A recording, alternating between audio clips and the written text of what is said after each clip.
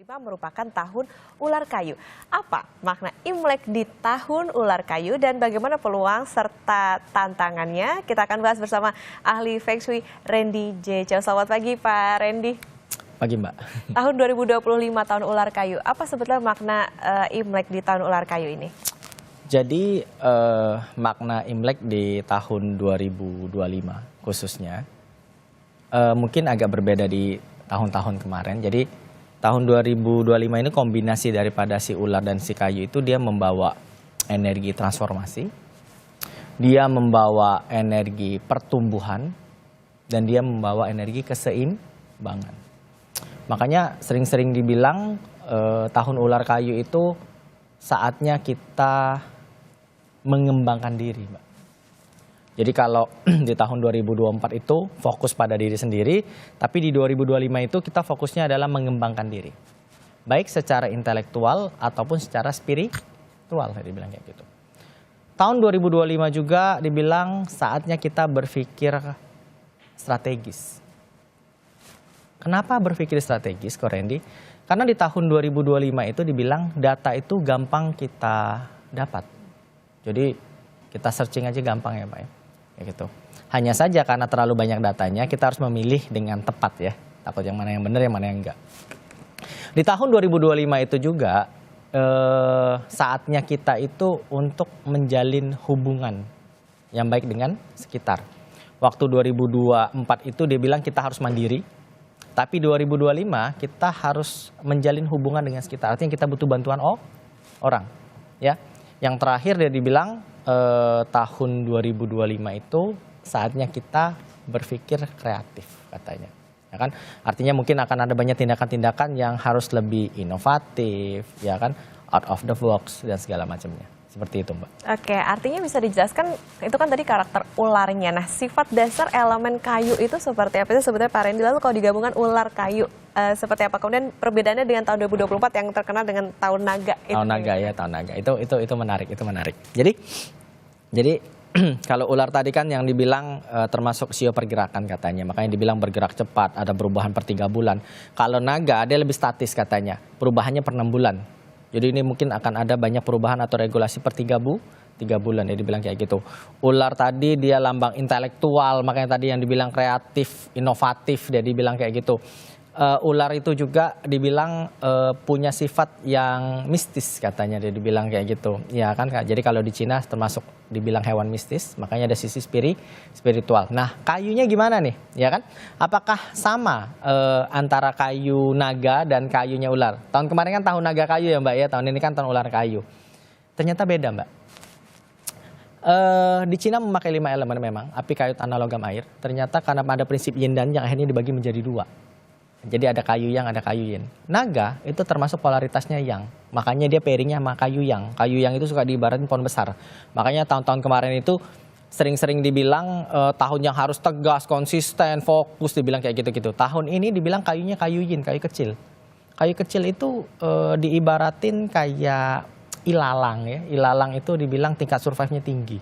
Diinjek naik lagi, diinjek naik lagi, dipotong cepat tumbuh, dipotong cepat tumbuh. Kalau pohon besar kan dipotong tumbuhnya lama ya Mbak ya.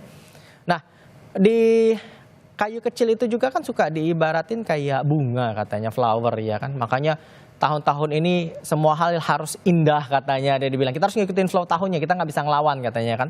Jadi semua itu harus indah, semua itu harus ada flow-nya, semua itu harus kreatif dia dibilang. Makanya sisi bidang kreatif itu akan bagus di tahun ini. Kemudian kayu kecil itu identik dengan tanaman merambat. Tanaman merambat itu punya ciri khas khusus. Dia harus ada media yang dia rambatin. Ya kan? Media yang dirambatin semeter, 2 meter, 2 meter, 3 meter, 3 meter. Artinya tahun-tahun ini kita boleh merambat di tempat-tempat yang tepat. Kalau enggak, kita kayak tanaman merambat yang diinjak-injak gitu loh Mbak. Gitu, Mbak. Oke, berarti harus berpikir kreatif nih. Nah, Pak Randy, kalau kita melihat di tahun 2025 dengan sionya itu tadi, ular kayu, ada nggak sih masa-masa atau bulan-bulan apa yang perlu diwaspadai terutama untuk sio-sio tertentu? Itu pertanyaan menarik ya. Untuk sio-sio tertentu yang harus diwaspadai gitu ya, kayak gitu ya. Jadi kayak tahun ular ini kan yang memang yang harus agak waspada itu yang pertama ular itu sendiri. ya kan? Justru ular ya Pak ya? Oh iya benar. Jadi dibilang menurut perhitungan astrofisikanya, jadi kan kami itu memakai ilmu perhitungan astrofisika dia kan, ilmu perbintangannya.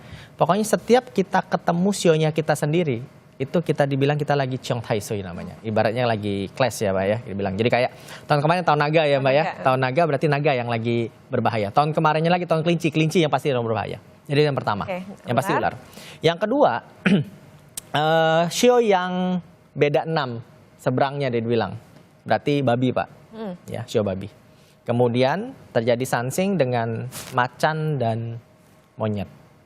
Artinya 3 sio ini mungkin memang agak harus diperhatikan, mulai dari bisa salah ngomong. Ya kan, makanya dibilang suruh jaga mulut, jaga sehat. Jaga perasaan gitu ya. Dibilang ya. Karena kita juga bisa impulsif. Nah, bulan-bulan apa untuk sio-sio itu yang memang sangat-sangat agak riskan itu ya kan, kayak gitu.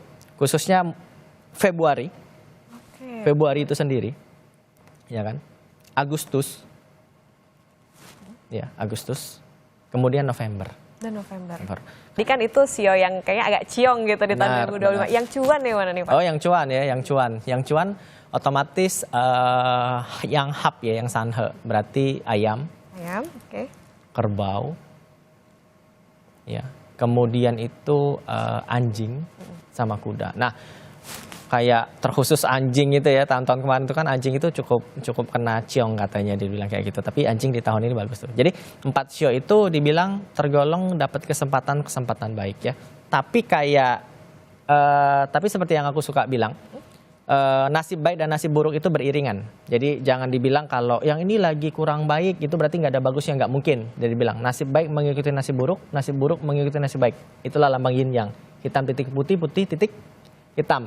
Nah gitu. Jadi walaupun sebaik-baiknya yang tadi juga tetap harus hati-hati A, B, C, D, E, F, G. Tapi untuk yang sio 4 tadi dibilang dia ada julukannya, jual tanah liat aja jadi emas katanya Mbak. Jadi kayaknya bagus aja semua, ngapain aja kayak gitu. Orang lebih happy aja dibilang kayak gitu Mbak. Oke, tapi itu tadi ya pesannya adalah karena ini tahun ular kayu harus bisa berpikir strategis ya Pak Randy. Tepat sekali. Nah Pak Randy, nanti setelah jeda kita akan bicara soal bagaimana peluang dan tantangan terutama untuk mereka yang mau berbisnis tentu saja maupun juga secara ekonomi. Tapi tetaplah bersama kami saudara, usai jeda tetap di Kompas Bisnis.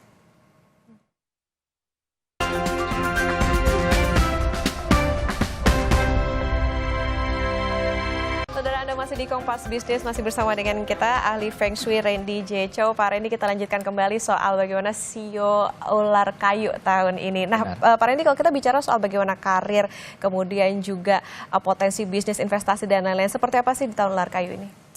Kalau karir dulu ya Mbak ya, kita karir dulu. Jadi kalau karir itu kan dibilang karena ada perubahan-perubahan yang cepat tadi dia dibilang. Berarti kan di tahun ini bagi yang berkarir itu akan ada banyak peluang-peluang baru katanya. Jadi antara tahu-tahu mendadak kita dinaikin jabatan, dipromosiin gitu. Tahu-tahu tuh ya. Atau mungkin ada perubahan-perubahan divisi karena ada terjadi perubahan strategi kan. Dia dibilang kayak gitu ya. Jadi misalnya si A divisi apa tahu jadi gantinya si B, atau siapa headnya siapa tahu diganti. Jadi bagi yang berkarir harus siap-siap dengan yang itu, ya kan dia dibilang kayak gitu. Nah kalau untuk bisnis ya, wah ini agak ribet nih, karena terjadi perubahannya itu kan per 3 bulan, ya kan dibilang terjadi perubahan per 3 bulan, nggak kayak yang aku bilang naga itu dia statis per 6 bulan dia berubahnya, tapi terjadi perubahan penting. Artinya orang-orang yang berbisnis itu dia harus agak gercep atau inovatif dikit kan, kayak gitu. Jadi jangan kaku-kaku banget dari bilang kayak gitu.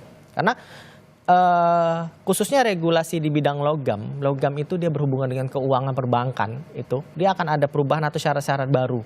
Nah jadi bagi yang berbisnis harus beneran sangat fleksibel kan, dibilang kayak gitu ya. Kalau dia nggak fleksibel kacau tuh ceritanya, ya kan. Itu kalau untuk bisnis khususnya, ya kan. Nah, balik lagi ke karir itu tadi, ya kan. Balik lagi ke karir itu tadi yang dibilang banyak peluang baru, berarti banyak perubahan, jangan mengkotak-kotakan diri. Jadi mendadak misalnya atasan nyuruh kamu ngerjain sesuatu yang sebenarnya kayaknya bukan bidangnya kamu, coba aja dulu. Karena dibilang saatnya mengembangkan diri, dia dibilang kayak gitu. Nah, kalau memang maksa, nggak sefleksibel kayak ilalang itu tadi, kita bisa patah. dibilang. Oke, nah itu tadi Pak, kalau bisnis itu tadi kayaknya ada beberapa yang perlu diperhatikan. Nah, sektor apa sih sebetulnya lagi moncer kayaknya di tahun Oh luar kayu? iya benar. Jadi tadi kan di Cina pakai 5 elemen ya, api, kayu, tanah, logam, air. Tahun ini identik itu dia dengan elemen api yang kuat katanya. Api. Ya kan? Jadi ular itu, jadi shio itu dia ada elemennya juga ya. Jadi kayak ular itu dia energinya api. Di pairingnya dengan kayu kan, kayu menghidupi api, jadi apinya gede banget. Ya. Otomatis energi tahun ini api akan bersinar terang katanya. Berarti bisnis api akan lagi naik-naiknya Pak.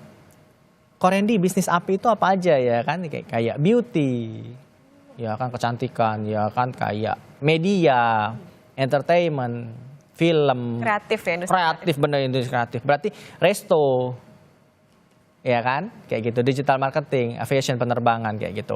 Kemudian apalagi api itu menghidupi tanah, berarti energi tanah lagi naik-naiknya juga bisa. Properti Kayak kah? Properti, keagamaan, asuransi, land, pokoknya yang berhubungan dengan tanah dan bangunan itu tadi, itu pasti akan ada. Tapi kalau ditanya, Korendi apakah semua properti pasti akan bagus? Belum tentu, tetap harus lihat secara lebih spesifik. Tapi secara general, memang itu yang akan apa? Mendapat energi besarnya. Yang harus diperhatikan apa tadi? Logam dia yang harus diperhatikan. Karena api itu melebur logam. Ya, api membentuk logam. Artinya apa? Industri yang berhubungan dengan keuangan, perbankan, ya kan, otomotif, ya kan, besi-besian dan emas-emasan itu mungkin akan ada banyak hal-hal yang mengubah cara mereka bekerja, dibilangnya. Nah itu berlaku juga nggak ke investasi, misalnya kayak investasi emas gitu, atau sektor apa misalnya sentimen-sentimen apa gitu. Benar, yang harus diperlukan instrumen-instrumennya. Benar, itu pertanyaan menarik. Jadi Korendi kalau gitu berarti di tahun 2025 itu aku mending investasi kemana, iya kan? Karena terjadi perubahan-perubahan yang cepat, ya. Investasi sih mending disarankan untuk yang masih bersifatnya jangka panjang. Ya, jangka panjang. Jadi jangan investasi yang jangka pendek. Karena sebenarnya energi ular itu dibilang energi bergerak itu kita tidak boleh investasi yang jangka pendek. Bahkan sebenarnya kalau secara literaturnya malah dibilang tidak boleh ekspansi malah. Tapi harus berinovasi. Jadi contoh Buka misalnya usaha baru gitu kok. Nah iya kan dia agak bukan nggak boleh banget ya kan, tapi harus beneran pertimbangannya agak panjang ya kan, karena dibilang nanti ada 3 bulan yang peraturannya berubah atau cara-cara tekniknya berubah. Jadi otomatis memang kalau investasi di tahun ini sih aku nyaranin memang di elemen api atau di elemen tanah. Kalau logam mungkin dilihat dulu ya, maksud aku beneran yang statisnya seperti apa. Oke, nah terakhir Pak Randy, soal tips di tahun ular kayu untuk karir, bisnis dan juga investasi untuk semua CEO terutama nih. Ya baik, benar. Kalau karir tadi udah bener lah ya, karena peluang baru, kita jangan milih-milih, dikerjain aja dulu, dicoba aja dulu, pasti bisa deh dibilang ya kan. Yang kedua, fokus pada diri sendiri. Jadi jangan peduli sama timnya, sama teman-temannya itu ngomong apa, tapi fokus untuk diri sendiri deh dibilang. Yang ketiga, kalau di karir itu dibilang ini kan, apa namanya, jangan bikin skandal katanya. Maksudnya jangan bikin apa gosip, bikin apa deh dibilang kayak gitu ya kan. Untuk di kerjaannya, jadi dibilang hanya fokus kerjain, siap-siap dengan adaptasinya itu tadi, dengan perubahan itu tadi. Jadi terus jangan komplain kalau dapat peraturan yang berubah-berubah terus, nanti patah kalian dia dibilang. Kalau untuk bisnis, tadi ingat awalnya dibilang berpikir strategis ya, karena elemen api lagi naik, ya kan, berarti semua bisnis boleh memanfaatkan media. Jadi mau bisnisnya apa aja, tolong manfaatkan media dengan baik. Ya kan, walaupun misalnya orang itu bisnisnya memang lagi tidak ditunjang oleh energi tahunannya, bukan berarti langsung ganti bisnis dong, enggak dong ya kan. Tapi memanfaatkan energi api dan tanah itu tadi. Mungkin tanah agak sulit dipakai, tapi energi api tadi digital marketing ya kan. Berarti tolong orang-orang yang berbisnis itu tadi, ya kan, dia lebih fokus pakai energi api itu untuk menunjang usahanya. Usahanya apa aja, ya kan. Nah kalau investasi tadi tipsnya, fokus untuk investasi ini bakal bisa jangka panjang, ya kan. Jangan mikir nih dapat investasi ini nanti 5 bulan lagi bisa berhasil atau 6 bulan lagi, itu jangka pendek kan, agak bahaya karena dibilang ada perubahan yang akan agak cepat. Dibilang kayak gitu Mbak. Oke, untuk investasi pertimbangan yang jangka panjang, tapi tadi meskipun ada beberapa sio yang kayaknya agak ciong nih tahun ini termasuk saya kok. Siap. Tapi lagi-lagi kita harus terbuka dengan peluang dan juga perubahan, iya, harus fleksibel, iya, tapi tetap berpikir iya. strategis karena ya semua sio tentunya bisa punya peluang untuk bisa bertumbuh. Terima kasih Pak Randy Jeco, ahli Feng Shui sudah bersama di Kompas Bisnis. Sehat selalu. Sehat. Pak Randy.